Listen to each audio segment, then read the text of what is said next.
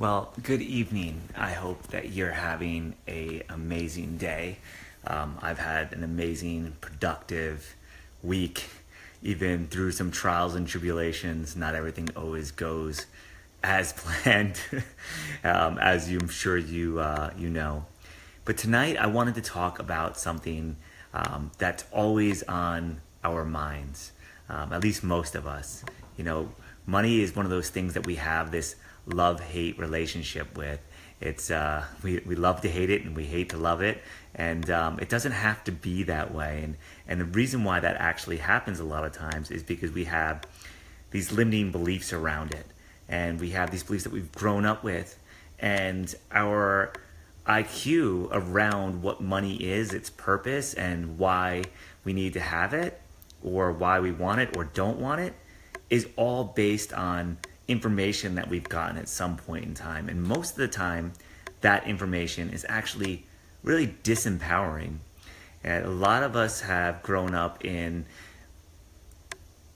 a culture of scarcity mindset, where money hasn't always been available. And there's been certain things put into scripture that have been taken out of context that now support this mentality, and it actually becomes a big blocker to actually receiving money into our lives. And I know this firsthand because there was a time when I lived in this scarcity mindset. I lived in it growing up and really got to experience it and saw how hard it was to make money.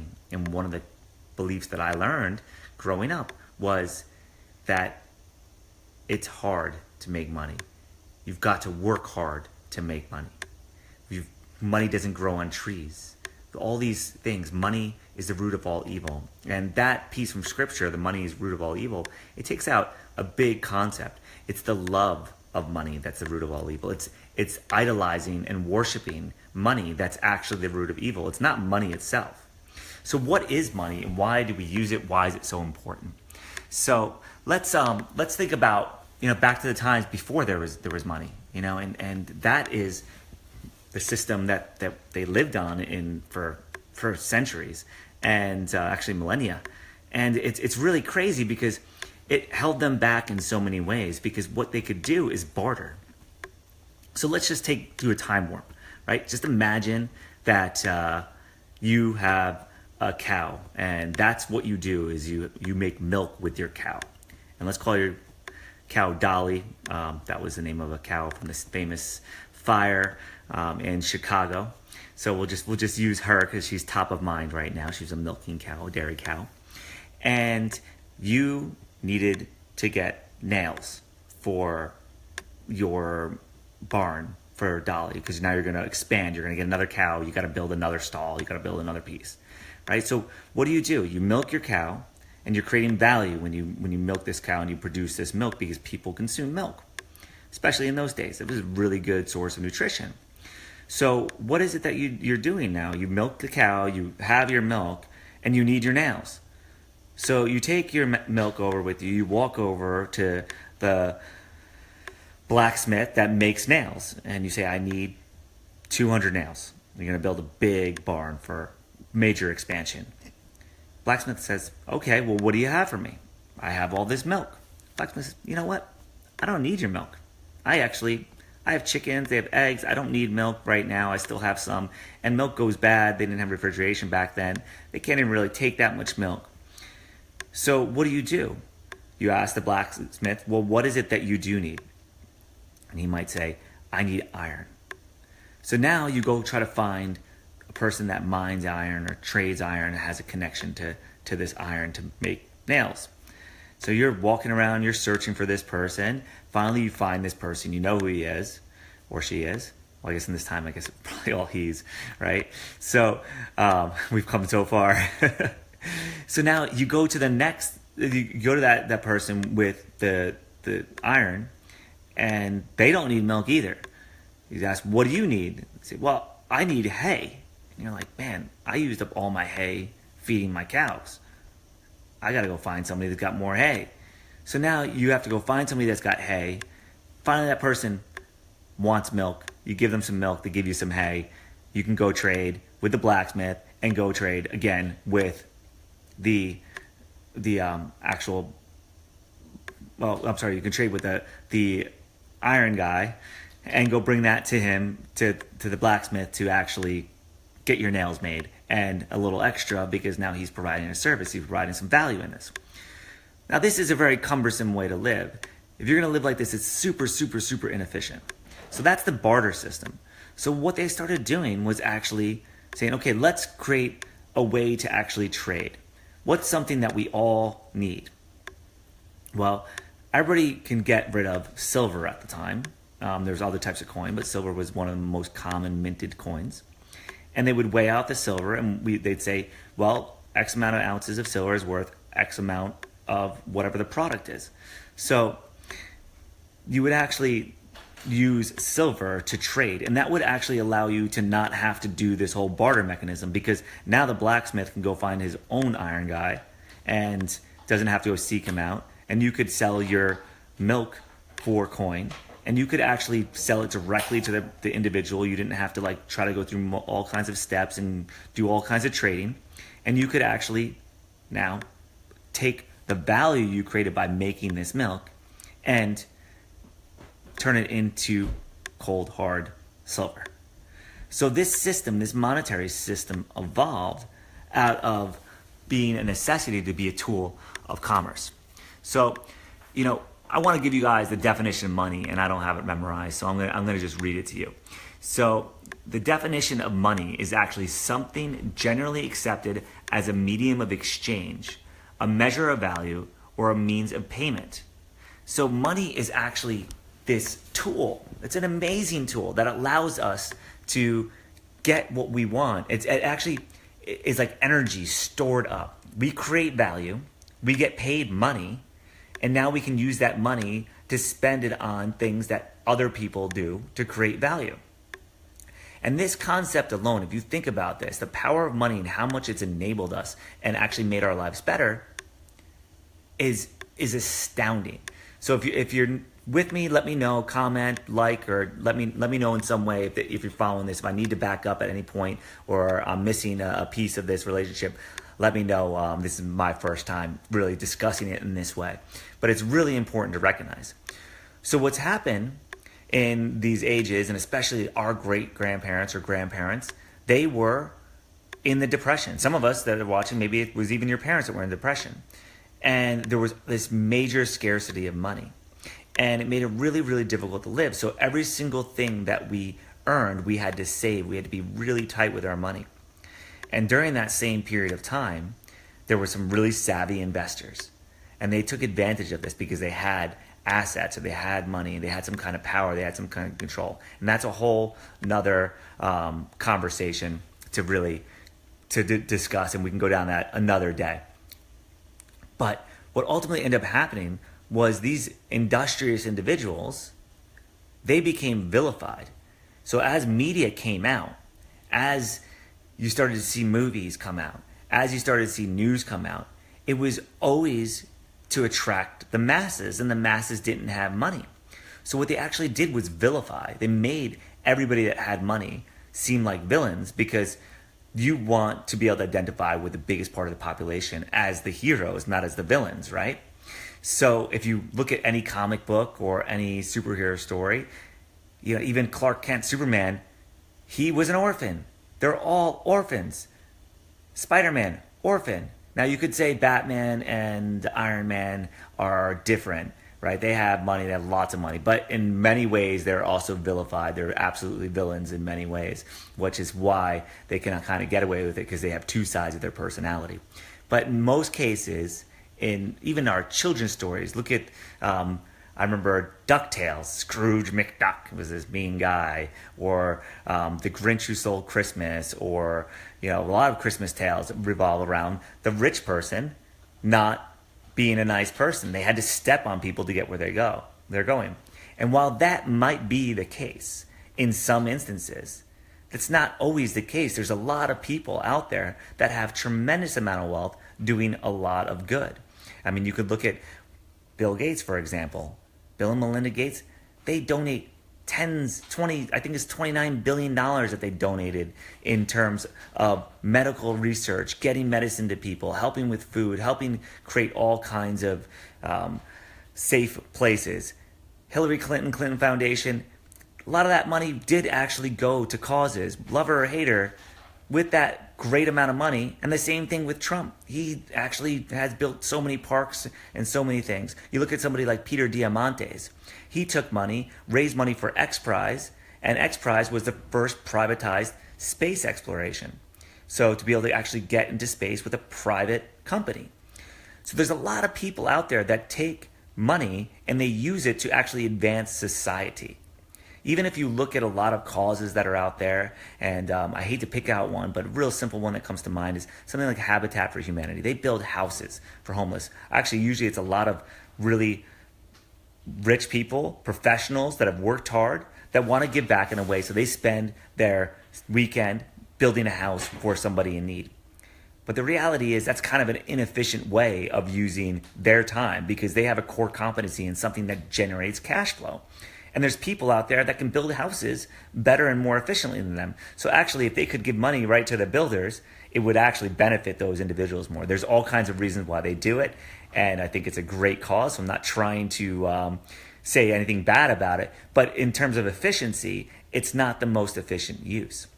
So when we think about money, it's actually something that creates so much positive effect. As a matter of fact, when it comes to money, it's the only thing that will ever eradicate poverty is actually money, and having money in the hands of the right people. So one of the things that happens a lot of times is people think that when somebody makes money, they become an asshole, right? That's really what it comes down to. People are like, oh, that person makes money and now they're a jerk. And I, coming from a place of not having wealth growing up, I mean, we did okay. We had tough days and we had good days, but it was a major hustle, major struggle, and I had a lot of respect for money, but also a lot of scarcity around it. I also grew up in the Northeast where it was really loyalty to your friends. Like loyalty, there was nothing more important than loyalty.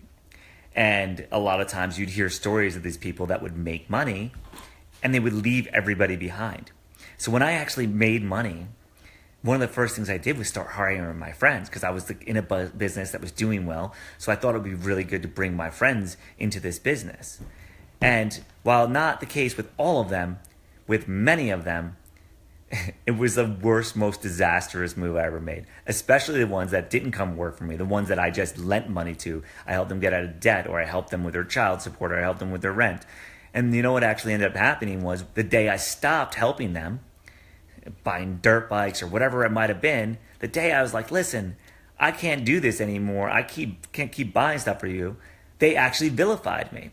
They actually made me out to be a villain, and it was my fault. And it was my fault. I enabled them. I made it so easy for them to actually get somewhere rather than having to work for it.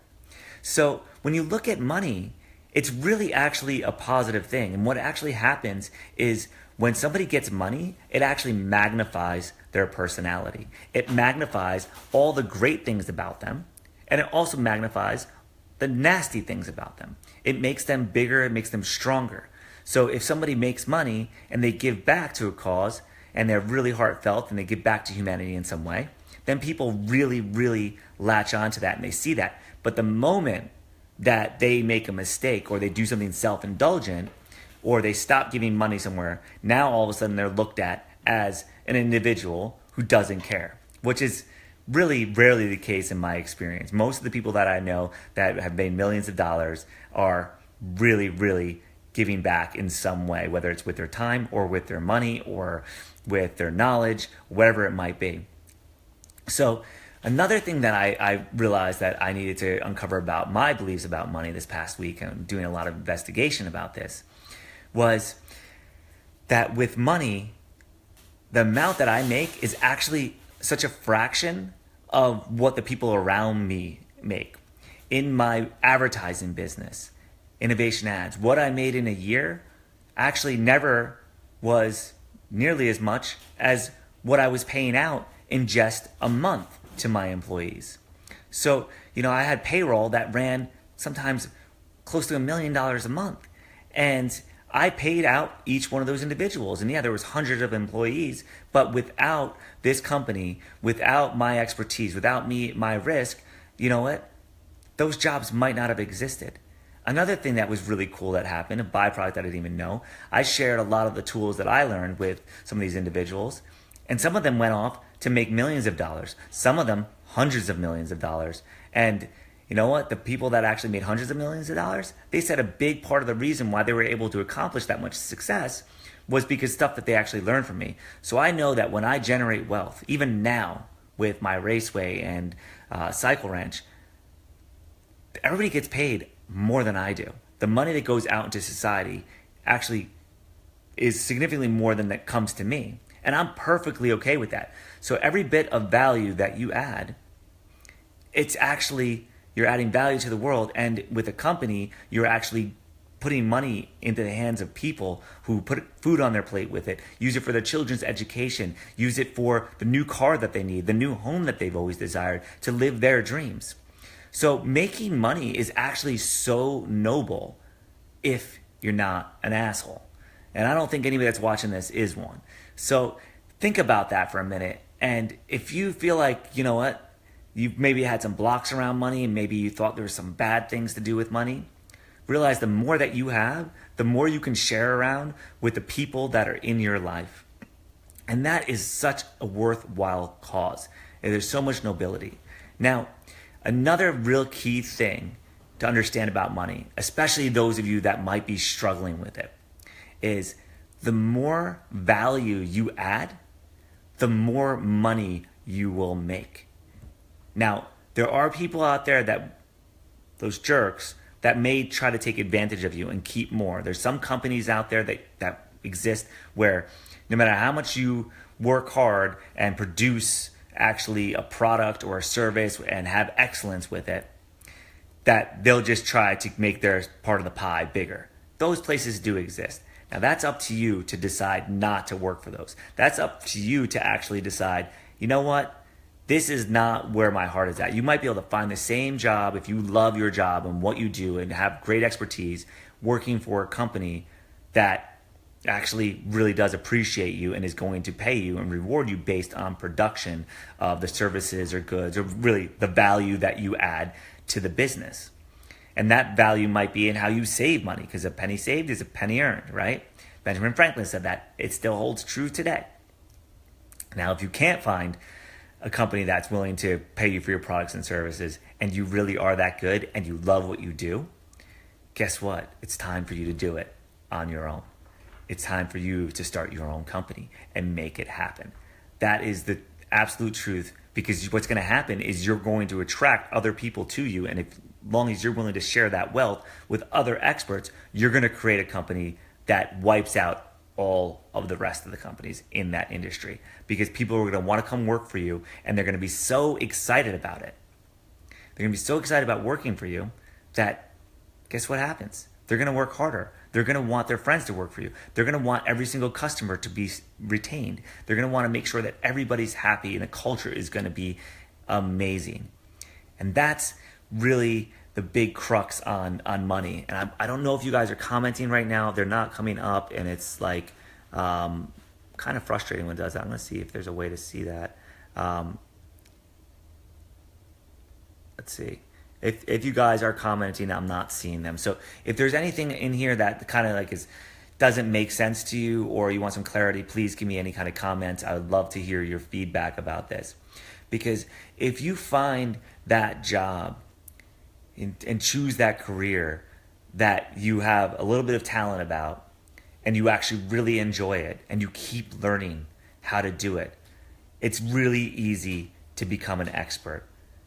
If you don't like your job, don't like what you're doing, or you just don't have the propensity to do it, it's going to be really hard to add that level of value to it. So, evaluate what you're doing, and if you can be aligned with it, then know that the money is going to come. And when it comes, the most exciting thing about money that I didn't know until I actually experienced it, and I wish there was a way that I could explain it, is that when money starts coming in, it comes in so quickly that you're like, where has this been hiding before? All this whole time. It's been here, it's been around, and there's been something I've been doing to block it, because now also when it comes in droves. It's just such an amazing experience to actually feel how it is when money just starts coming in. So that first million is really, really, really, really hard. But then all of a sudden, things start to happen. And that's this thing called the law of compounding returns. And that means every little bit of investment that you put in actually adds on top of what you put in before. It's like compound interest.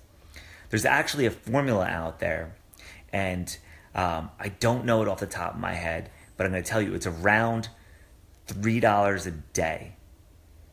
I think it's $100 a month. And if you start investing $100 a month into a interest-bearing savings account, and it depends on what the interest rates are, but if you do $100 a month from the time you're 21 until the time you're 50, the actual math works out to have $1 million in there. So if you think about that, there's no excuse why any of us should not retire being million dollars in the bank. Every one of us can figure out a way to cut out $3, I think it was $3.58. And if you think about that, there's so many places where you can save. There's so many places, maybe it's that Starbucks coffee, maybe you cut out the Netflix or the Hulu or whatever it is that you're spending money on, because it is always available for you. We have to evaluate our beliefs around money. If you believe money is going to be hard to come by, or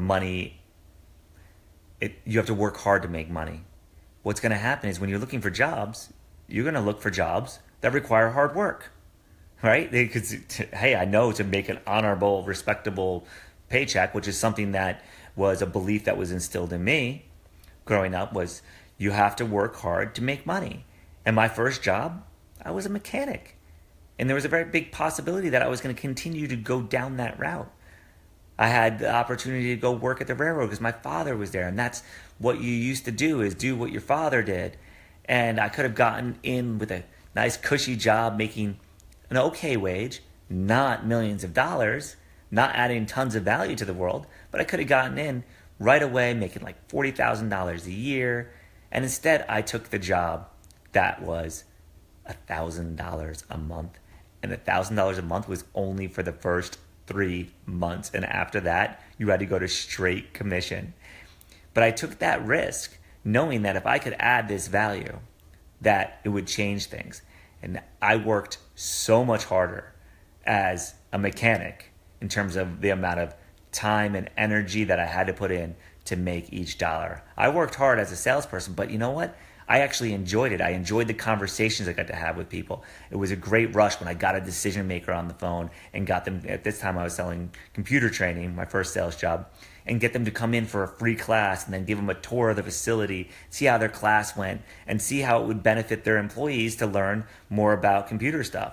And back in 90, well, I guess it was about 99, you know what? People didn't know computers nearly as well. So people needed Word and Excel training. And it's still the case now. People needed training on how to use Internet Explorer or web browser. You know, they were trying to figure out what's the internet. They didn't even get that. So we sold classes that taught people how to do this, and it actually added so much productivity to their jobs, and it was definitely in the interest of employers. So by adding that value, it was very fulfilling to sell that product. So it didn't ever seem like it was work. So maybe reevaluate. Think about what beliefs you have around money, and comment here below. They're not coming up for me for some reason. I don't know why. I know that people are commenting, and yeah, just the way it is. So, if you want to share with me what your beliefs are around money, if there's something that you feel like is holding back, I would love to hear it. And I'll do a video on it at another point in time and kind of try to break it down for you. But at the end of the day, we live in a world of infinite abundance. Everything around us is expanding. Our population is expanding. Our food supply is expanding. Our number of cars on the road is expanding. The universe is expanding. Our money supply is expanding. And you deserve to be wealthy. You deserve to be rich. And you deserve to be able to take that money and do good with it. You also deserve to actually be surrounded by the things that you love, no matter how luxurious it is. For some reason, there's been a mindset that we actually don't deserve to be rich and live the life that we want to. And not everybody's got that instilled in them. I know that in many ways, not from my parents necessarily, but from society, that was my read on it for a long time. And when I made money, I actually kind of felt guilty in a way that I made so much money. It was a really weird feeling to have this crazy level of guilt, to have this money and be able to indulge in all of my dreams. And then people were judging me for it. And I let that get to me for quite some time. And people looked at me differently. And, even when I came out here to San Antonio and lived in Floresville, bought this motocross track with all these great intentions of making it better and building this night track and making all these different amenities and having a great thing for the community. There was people that had attitudes, not everybody, but there was a number of people that were like, well, he's rich, he should pay for everything. And they had that impression on me, and it actually disconnected me from the common individual that hasn't made money, and they thought that I was just arrogant and egotistical. And the reality was, I was actually trying to do good.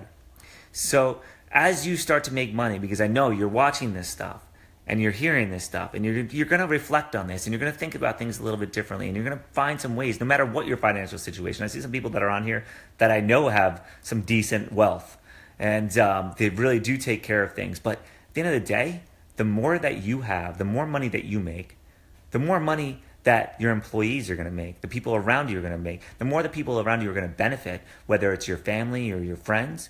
And even with every single product that you buy, that's one of the most exciting things about money, is the more you spend of it, the more good you're actually doing. You're actually giving people jobs. It allows you, when you spend money and you give a big tip to somebody at a restaurant or at a hotel, those people are the people that actually kind of need the money the most. Those of us with steady jobs and benefits or real careers or actually business owners, you know what? We can afford to give out that little bit of extra, that extra 10% on the 10%, or the 25% tip, or when somebody gives amazing service and you can leave that college kid that's just trying to get by and hustling and gives you great service, you can leave them a $100 tip. Man, that is seriously gratifying, because even if you don't even see them, you don't even see the look on their face, when they see that, it changes their whole entire belief system to one of possibilities, that miracles happen. And if you believe that money is abundant, oh my gosh, it just starts flowing in. Another great belief that I love to have, and this is one of my favorite, is that money comes from known and unknown sources. Because then you get paid from your investments, from your career, but then you also start to get surprise money. And when you look for it, you start to find it, whether it's picking up a quarter that fell down, or a dollar, or $100 bill, or you get a check in the mail that you weren't expecting. It is just such an amazing feeling to be able to manifest that kind of money. But you have to believe that it's a possibility, and you have to be looking for it. So if you want to make more money in your life, then add more value. Money, having wealth, is actually an effect. It's something that happens as a result of you taking action to doing something. It's the cause. You are the cause. You are the first mover. So you've got to create that value. You've got to create it directed, and you have to have the intention that you want to be rewarded with dollars and cents. If you just want to be rewarded with something else, you're going to get that as well. Like me at the Raceway, I'm having a nice reflection here. One of the things I say all the time is I get paid in smiles, because I don't draw a paycheck. It's not in a place where I can draw a paycheck. But I think I might have to start reframing that, and I have to start changing the way I say that, because at the end of the day, I do want to get paid. I do want to get paid from that venture.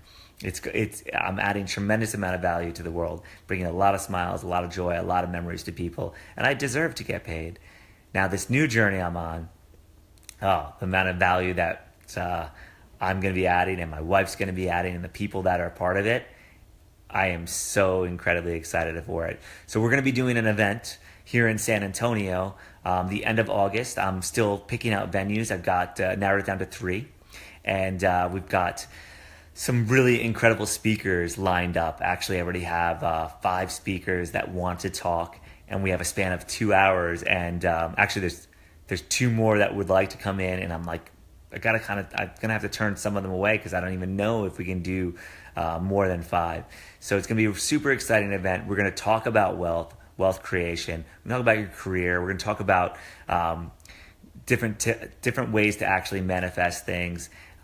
Roman Garcia from Roman Garcia Super Show, great comedian here in town. He's going to talk about some of the visualization techniques that he's used to actually manifest the life that he has. And he's somebody that actually started off picking eggplants out in the field with his grandmother. And now he's got a beautiful house, a beautiful home. He's got a sports car. He's got a great family. He's got an awesome career doing what he loves. He's nationally recognized. Looks like Clayto from Where's Clayto is going to be on board here. He's an internationally recognized comedian, but he also does the Where's Clayto show that is on, I think, 4 different networks syndicated around San Antonio. So he's going to come out and speak about how he's overcome adversity and how he's used humor to actually do that. We got Michael Marks from Momar Music. He's a self-made millionaire. He actually was an engineer and created all kinds of amazing products. And now he has an amazing music facility in San Antonio, which his goal is actually in 10 years to be able to give back $1 million to the music community. When I just met with him yesterday, he was actually giving away guitars for a teacher at a church to be able to teach people how to play the guitar, and he's just doing some really amazing things. Of course, my wife Gabrielle is going to be speaking about relationships and polarity and modern femininity. It's really exciting. So if you haven't followed her page, check it out. If you want more information on this event, check out the page Conscious Coworking. It's on here. You can look at consciouscoworking.com. I just created a Facebook page 2 days ago, and we have over 200 people following it, which is just amazing to see how quickly this stuff scales out. Because when you're creating value for people and they start seeing that it's improving their quality of life, then they start to share it and it really resonates with them. So I hope that this was helpful for you. And if you have any specific questions, please comment below. Again, I'm not receiving the comments for some reason. It seems to happen. I don't know why it started. I'll try to figure it out. But I'll get back to you with comments in another video, or a private message me any questions you have about money. And I would love to do a video and answer it for you and try to help you. And I'll keep it confidential. So if you have something that's private, feel free to leave it there. And hopefully this gets you making a little bit more, letting a little more money in your life, and you get to spend it on the things that you enjoy and the people that you care about. And you get to have a little more of that life that you want to live. Because at the end of the day, the more money that we have coming into our lives, the more cash flow we have, the more greatness we can do. Money can be such a stressor. And when you're stressed and you're stressed about anything, it can really limit you from going after your desires. You can gain so much confidence by having a nest egg, knowing that money is coming in and really feeling it and believing it. So I want that for you. I want that for everybody I know. And I want more of it for me. At the end of the day, like, I'm going for $1 billion. Like, I'm not going to be satisfied, because I think about money in a much different way. I'm looking at it generationally. I'm not looking to figure out what I'm going to do with my money this weekend, my paycheck this weekend, which is how most people look at money. They're like, I get paid on Friday, I'm going to go out and I'm going to go drinking, or I'm going to go celebrate, we're going to go out to dinner, which it's fine to go do all of those things. But if you can make a short-term sacrifice and not do those things immediately, and actually instead say, I'm going to hold back because my true desire is to get a bigger house, or get that race car, or get that part for my race car, or donate to this cause, or start my own business, whatever it may be, having that bigger goal in mind that may require you to save your money for the next 6 months, for the next year. It's so much more rewarding when you have a little sacrifice. And the great thing is, when it's self-sacrifice, when you actually decide, I'm not going to do this because I know the greater good is going to come from it, that's when the rewards really start coming in and you appreciate it so much more. So I hope that this was really helpful for you. If it was, please share it. Please like this page. Please subscribe to this. I'm going to be doing more and more videos. Check out that conscious co-working page that I created. Check out my wife Gabby's page, Grae Coaching. It's really awesome. And I really hope that you join us at our event here come up the end of August, because it's going to be not just motivational. Like, motivation is good, but it only lasts while it's happening. We're going to give you tools and ways to really execute on this, on what your dreams are. We're not going to tell you to live our dreams. We're going to tell you how to go after your dreams in ways that we've made this success happen for us. That is universal truth. Not everybody knows it. And maybe you even know it. Maybe you just want a refresher or a reminder, or maybe you just want to bring somebody with you. I really, really hope that you join us, because you're going to enjoy it. And it's going to be more than motivational. It's going to be transformational. You're going to be thinking differently, and you're really going to have action steps. So, you know what? In the spirit of things, let's leave some action steps for you. So, what great thing you could do right now is write down your beliefs about money, whatever they are, and see if they are empowering you to attract more money into your life, or if maybe it's preventing you from having money. And if it's preventing you from having money, try to rewrite those beliefs into something that serves you, something that would actually feel better if your belief changed. So, for example, if you believe that you have to work hard to make money, write that down, and then write down right next to it something that serves you better. Something like, money comes to me with ease. I get paid to do what I'm good at. I love doing things that make me money. When I do things that I enjoy, it brings me money. These are all different ways of phrasing it.